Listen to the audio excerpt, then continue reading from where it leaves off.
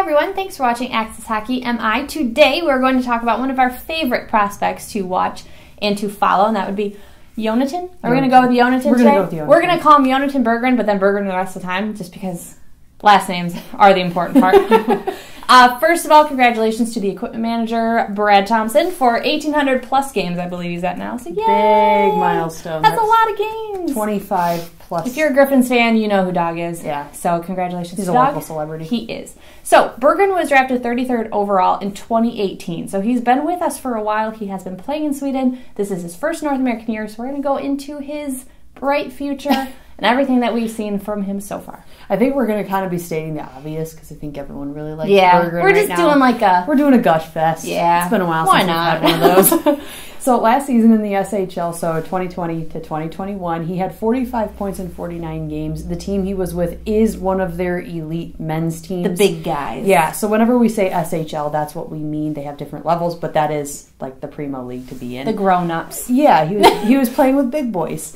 So now in his first season with Grand Rapids, the 2021-22 season, so far in 42 games, he's had 34 points. So he's on a very positive trajectory, not too far from that point per game average, but obviously making some really, really good, impressive strides in his first North American season. Yeah, and even from the first game that we saw Berggren in, we've been excited to see him come over just because as we draft people, we just get excited for them to come into the system and to start preparing to be a Red Wing because we like to see the young blood, the fresh legs. And of course, coming off of last season, we were really excited to get into this season to watch Berggren play here in North America. So one thing to note about Berggren would be his energy and his drive. He's a very skillful player, and he's very hard-nosed to the ground when he's on a shift, very quickly to just get down to business, get into the zone, and make things happen. Huge playmaker, huge passer, huge shooter. Like, he's a good player. Yeah. I mean, this early on, considering, not early on because he's been since 2018 playing, North America or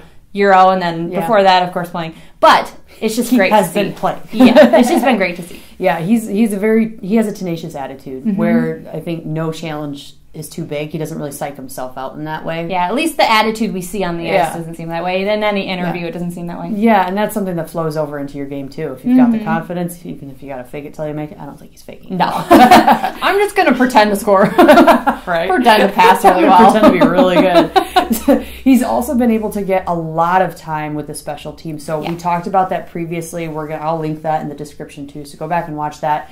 But he's been on the top power play line, not the penalty kill, but the power play line consistently for several months now. And that, I think, is really cool considering because that shows a lot of trust from the coaching staff, a lot of trust in his ability, his endurance, because a lot of times, you got it in the zone, you keep it down there. So those could be very long shifts. Very long. So he's got the stamina to maintain that and still continue to produce. It's not just this dump and chase kind of thing. Yeah. So that's really cool to see for him getting that kind of responsibility. He's only 21 as well. Yeah. So I think the load that he's gotten in Grand Rapids with minutes and power play time has definitely increased his ability, but it's shown a lot of potential and future ability. Yeah, and I think one thing that his role on the power play is to make those big decisions, to make the play, to make the pass, to get the goal. And we've seen it countless times where he's set up at a point and he's just trying to see the lane, trying to see where to pass, and he's a very good passer. He can do the ones over the stick. I mean, of course, this is stuff that a lot of the guys in the AHL and the NHL and all leagues can do. But he's very smooth and he's just he can foresee what's going to happen. He can see what he wants to get done. If he's got the right guys on the line, he can basically make something out of nothing whenever he's out there. So on the power play, it's been really good to see. I don't know how many power play goals he's had, but he's been very pivotal in power play scenarios as well as overtime scenarios, getting very important goals when we need them, very important assists.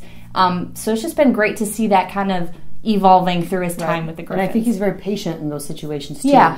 Those are high pressure situations, and I think he handles those well, where he'll see the lane or he'll see the potential pass or the person who can make that shot better than him and be able to execute, and that comes with, I think, a maturity. And I think he's been shooting more, at least in the last few games, because that's something that we keep hearing that the Griffins don't have snipers on their team right now, and I'm not sure I completely agree with that just because we have Tyra Hirose.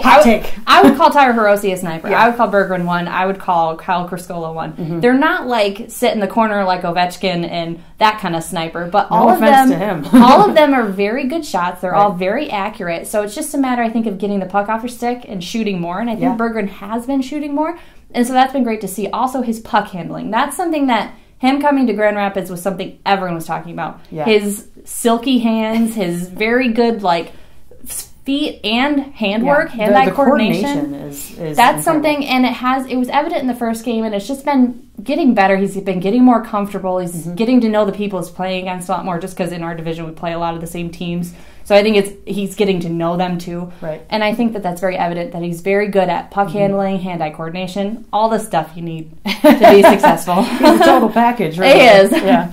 But in the puck handling, that's something too. Some guys, I think, have the natural ability to be a little bit fancier. More fancy, yeah. To dangle a little more. Yeah, and that's their style, and they can control it and keep the puck close and be able to do that kind of stuff. And I think Berggren is one of those guys where he can make some of the most ridiculous puck handling moves I've seen, like playing it off of other guys' inside parts of the skate. Like, how do you do that and you know you're going to get it back? Yeah, and that plays into just the knowledge of how the puck's going to move, how the ice works, it's just, I think that would speak to his natural athleticism, his natural ability, and his natural play style. Yeah, and very important. One thing that goes into all of that, and another thing that kind of makes him like a total package kind of guy, is his skating ability. Along with his ability for the kind of tighter puck handling moves and fancier, he's got really fancy footwork. And it's not flashy. It's not overly done. Yeah, he's able, he pivots. Responsible footwork. Right. I'd call it responsible skating. Yeah. And that's a good way to put it. Thank you. That's excellent. I just came up with that. Copyright. But he's able to pivot really quickly and use his body and manipulate his feet and even along the boards. Yeah, I would say the pivoting along the boards has been very fun. It's fun to watch just to see how's he going to get out of this one? That guy's really on him. The highlight reel so far where he's pretty much breaking guys' legs because he's moving so quickly, which is fun. It's fun to watch. Yeah, that's really cool to see. Literal breaking legs. Yeah, no, that hasn't happened yet. If a guy's breaking his legs by turning around, we've got some problems there. But his footwork is really smooth. It's really nice, and it's just a lot of fun to watch. He is an exciting player to watch. Where there's a lot of high skilled players, I think, that aren't as predominant as far as being in the spotlight and everyone's radar. Yeah, Berggren is one of those guys, but it's because he's exciting. I don't know if he's really on enough of someone's radar, though. Honestly, really? I would say that he's kind of.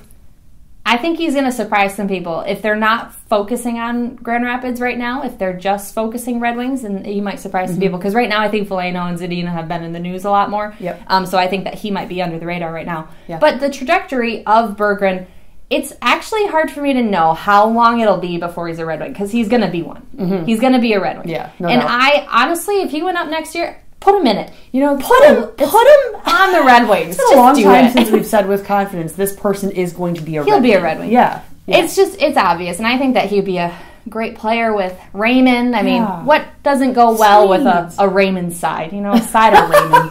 Just put some Berggren in there. Sprinkle it with some Larkin. Cider Raymond. Who knows? Some cider. Good job. I'm hungry. But basically, it could, maybe 1 to 2 seasons. Maybe next year. Yeah. I don't know. I think that he could. To me, throw him in there. I think we hang on to guys too long sometimes. So I think we should just throw him in there. I think it's been really cool this last season, though. We've really seen, like with Cider and Raymond, guys make the jump a lot quicker. It's like, hey, it works. We're going to keep them. And I think you're right, taking that risk now. We're in a position where... I'd like to see. Yeah, it would be really cool. Give these guys the opportunity. And Berggren has not been called up yet. So I think it's just... I think they want him to do a full... Yeah.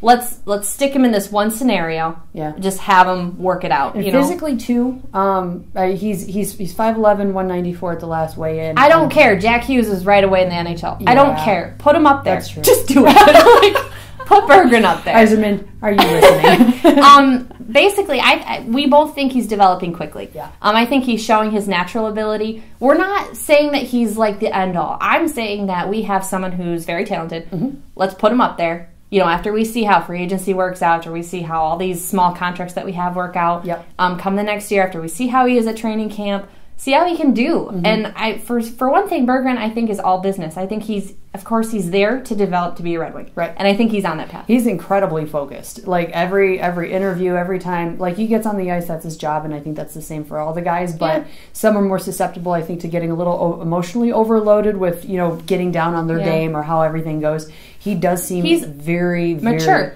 Yeah, very focused. Like, he knows exactly what he needs to do to execute. Yeah. And he knows it's up to him to do that and taking that personal responsibility. As he should. Just keep going out there and doing what you do. I don't know if there's ever been, like, a drought of points or whatever, and I don't think it would get him down. No. But basically, that's our take on Berggren. And I think we're going to, in the coming weeks, do our takes on both Veleno and Hirose, because we just have all of these guys who have been doing so well, and some have been working so hard. Red Wings.